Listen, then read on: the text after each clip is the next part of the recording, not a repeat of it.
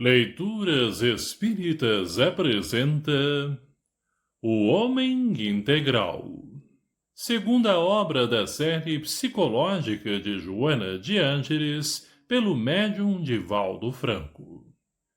O Homem Integral. Prefácio.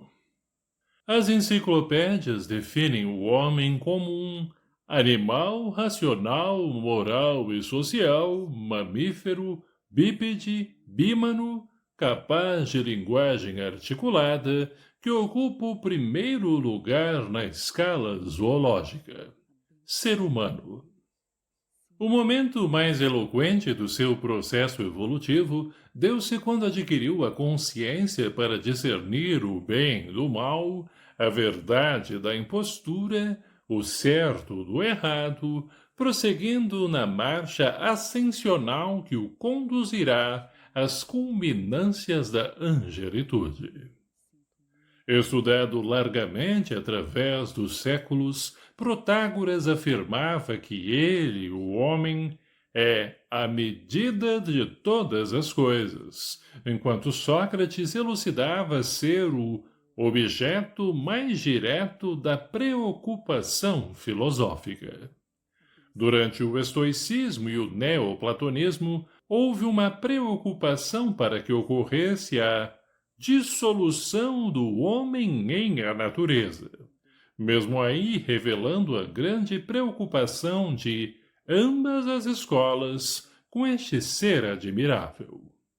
Na conceituação cristã, ele transcende o mundo, em uma dimensão totalmente diferente desta. Já o racionalismo o considera, desde Descartes, como ser pensante por excelência, como a razão que compreende e explica o mundo e a si mesma. No espiritualismo idealista, o espírito tem a primazia em tudo que se relaciona com o mundo e a vida humana, enquanto que para o materialismo, o espírito não é mais que uma forma de atividade da matéria que, em determinada fase de sua evolução, de forma simples para outras mais complexas, adquiriu consciência. Mivar, o célebre naturalista inglês, analisando psicologicamente o homem, esclarece que ele difere dos outros animais pelas características da abstração, da percepção intelectual, da consciência de si mesmo, da reflexão, da memória racional, do julgamento, da síntese e indução intelectual, do raciocínio, da intuição intelectual, das emoções e sentimentos superiores, da linguagem racional, do verdadeiro poder de vontade. Sócrates e Platão estabeleceram que o homem era o resultado do ser ou espírito imortal e do não ser ou sua matéria que, unidos, lhe facultavam o processo de evolução. Os filósofos atomistas reduziam-no ao capricho das partículas que, em se desarticulando, aniquilavam-se através do fenômeno biológico da morte. Jesus, superando todos os limites do conhecimento, fez-se o biótipo do homem integral, por haver desenvolvido todas as aptidões herdadas de Deus na condição de ser mais perfeito de que se tem notícia. Toda a sua vida é modelar, tornando-se o exemplo a ser seguido para o logro da plenitude de quem deseja libertação real. A filosofia, mediante as suas diversas escolas, tem procurado oferecer ao homem caminhos que o felicitem em contínuas tentativas de interpretar a vida e entendê-lo. A psicologia, que inicialmente se confundia com a estrutura filosófica, de passo a passo libertou-se de seu jugo e, buscando estudar a psique, alcançou, na atualidade, expressão de relevo para a compreensão do homem, dos seus problemas e seus desafios psicológicos. A multiplicidade de tendências ora vigentes nessa área comprova o interesse dos estudiosos desta e de outras disciplinas do conhecimento, buscando a libertação do indivíduo em relação aos desafios e dificuldades que o afligem. Algo recentemente, 1966, surgiu nos Estados Unidos a quarta força em psicologia, que é a transpessoal, ampliando o campo de investigação além do behaviorismo, da psicanálise e da psicologia humanista, fornecendo mais amplos esclarecimentos sobre o homem integral.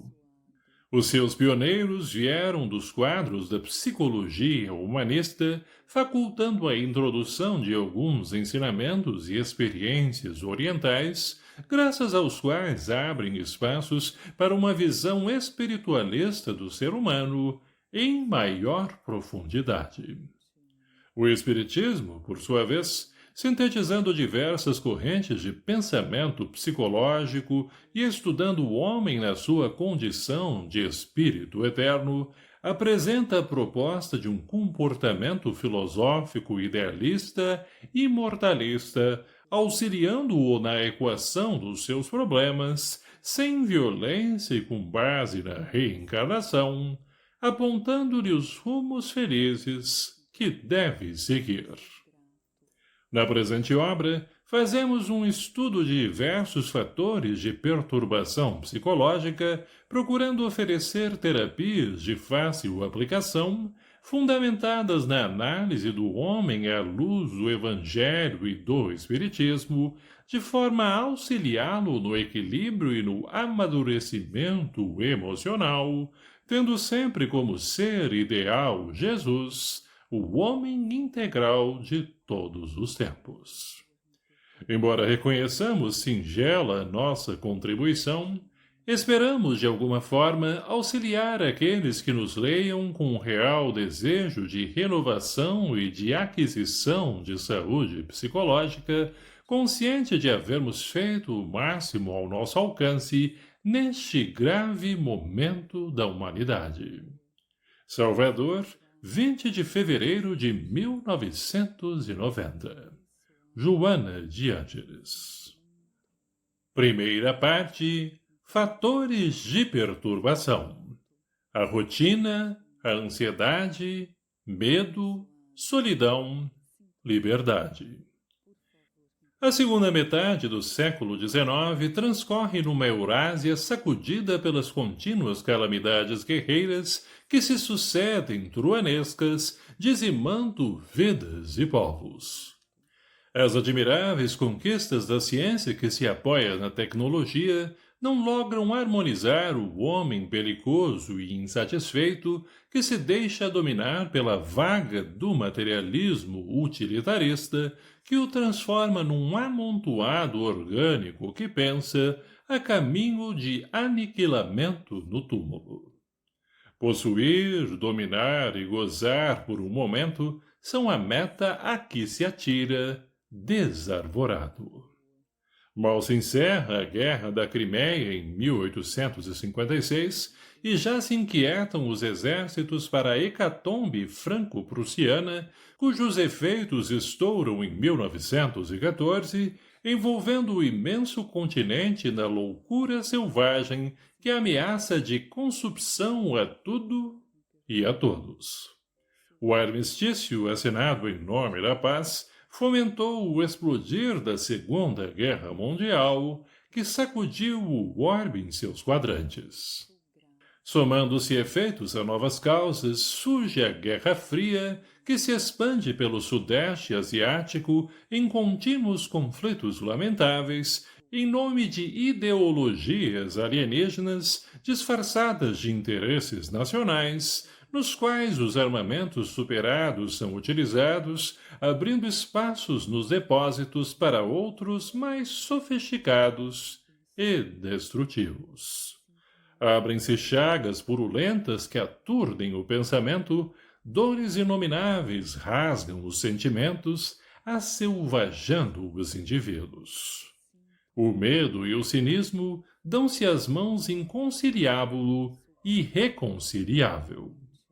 A guerra dos 6 dias entre árabes e judeus abre sulcos profundos na economia mundial, erguendo o deus petróleo a uma condição jamais esperada. Os holocaustos sucedem-se. Os crimes hediondos em nome da liberdade se acumulam e os tribunais de justiça os apoiam. O homem é reduzido à ínfima condição no apartheid, nas lutas de classes, na ingestão e uso de alcoólicos e drogas alucinógenas, como um abismo de fuga para a loucura e o suicídio. Movimentos filosóficos absurdos arregimentam as mentes jovens e desiludidas em nome do nadaísmo, do existencialismo, do hippieísmo e de comportamentos extravagantes mais recentes, mais agressivos, mais primários, mais violentos. O homem moderno estertora enquanto viaja em naves superconfortáveis, fora da atmosfera e dentro dela, vencendo as distâncias, interpretando os desafios e enigmas cósmicos. A sonda investigadora penetra o âmago da vida microscópica e abre todo um universo para informações e esclarecimentos salvadores. A esperança para terríveis enfermidades que destruíram gerações, enquanto surgem novas doenças totalmente perturbadoras. A perplexidade domina as paisagens humanas. A gritante miséria econômica e o agressivo abandono social fazem das cidades odianas o palco para o crime, no qual a criatura vale o que conduz, perdendo os bens materiais e a vida em circunstâncias inimagináveis. Há uma psicosfera de temor asfixiante, enquanto emerge do íntimo do homem a indiferença pela ordem, pelos valores éticos, pela existência corporal. Desumaniza-se o indivíduo, entregando-se ao pavor ou gerando-o, ou indiferente a ele. Os distúrbios de comportamento aumentam e o despautério desgoverna. Surge uma imediata, urgente reação emocional, cultural, religiosa, psicológica, e o homem voltará a identificar-se consigo mesmo. A sua identidade cósmica é o primeiro passo a dar, abrindo-se ao amor, que gera confiança, que arranca da negação e o iriza de luz, de beleza, de esperança. A grande noite que constringe é, também, o início da alvorada que surge. Neste homem atribulado dos nossos dias, a divindade deposita a confiança em favor de uma renovação para um mundo melhor e uma sociedade mais feliz. Buscar os valores que lhe dormem soterrados no íntimo é a razão de sua existência corporal no momento. Encontrar-se com a vida, enfrentá-la e triunfar, eis o seu fanal. A rotina. A natural transformação social decorrente dos efeitos da ciência aliada à tecnologia a partir do século XIX impôs que o individualismo competitivo pós-renascentista cedesse lugar ao coletivismo individual e comunitário da atualidade.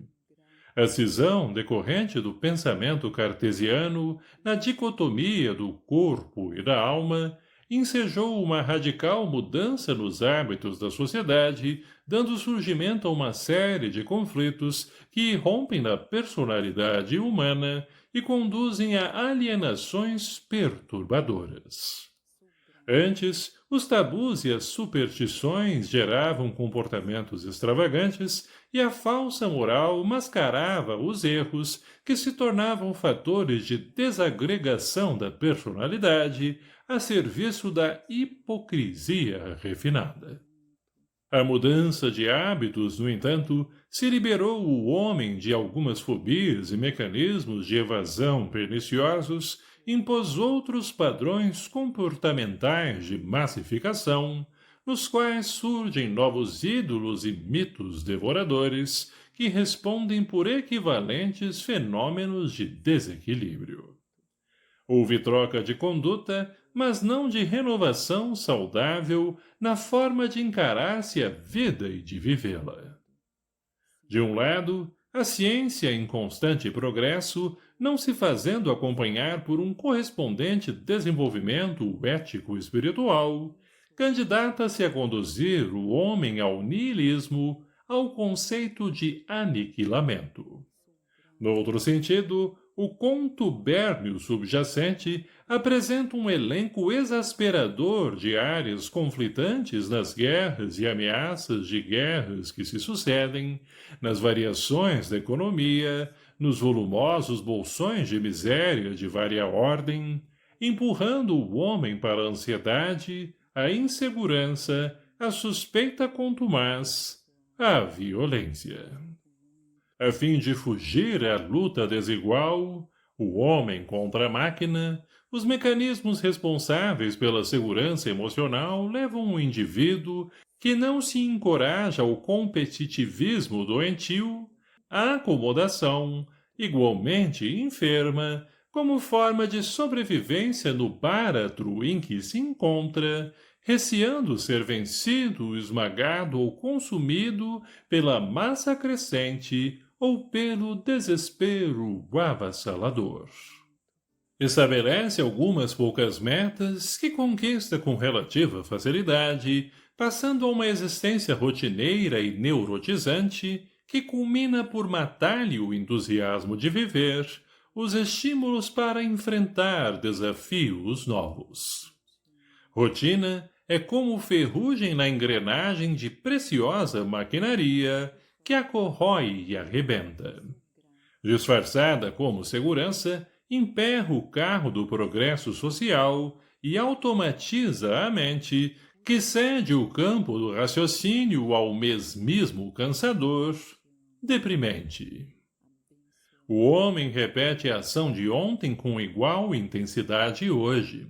Trabalha no mesmo labor e recompõe idênticos passos.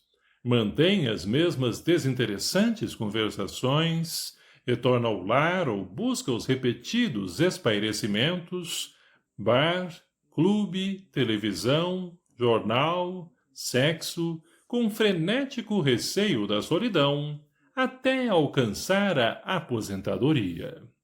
Nesse ínterim, realiza férias programadas, visita lugares que o desagradam, porém reúne-se a outros grupos igualmente tediosos e, quando chega ao denominado período do gozo-repouso, deixa-se arrastar pela inutilidade agradável, vitimado por problemas cardíacos que resultam das pressões largamente sustentadas ou por neuroses que a monotonia engendra. O homem é um mamífero biosocial, construído para experiências e iniciativas constantes, renovadoras. A sua vida é resultado de bilhões de anos de transformações celulares sob o comando do espírito que elaborou equipamentos orgânicos e psíquicos para as respostas evolutivas que a futura perfeição lhe exige. O trabalho constitui-lhe estímulo aos valores que lhe dormem latentes, aguardando despertamento, ampliação, desdobramento. Deixando que esse potencial permaneça inativo por indolência ou rotina, a frustração emocional entorpece os sentimentos do ser ou leva-o à violência, ao crime, como processo de libertação da masmorra que ele mesmo construiu, nela encarcerando-se. Subitamente, qual correnteza contida que arrebenta a barragem, rompe os limites do habitual e dá vazão aos conflitos, aos instintos agressivos, tombando em processos alucinados de desequilíbrios e choque. Nesse sentido, os suportes morais e espirituais contribuem para a mudança da rotina, abrindo espaços mentais e emocionais para o idealismo do amor ao próximo, da solidariedade, dos serviços de enobrecimento humano.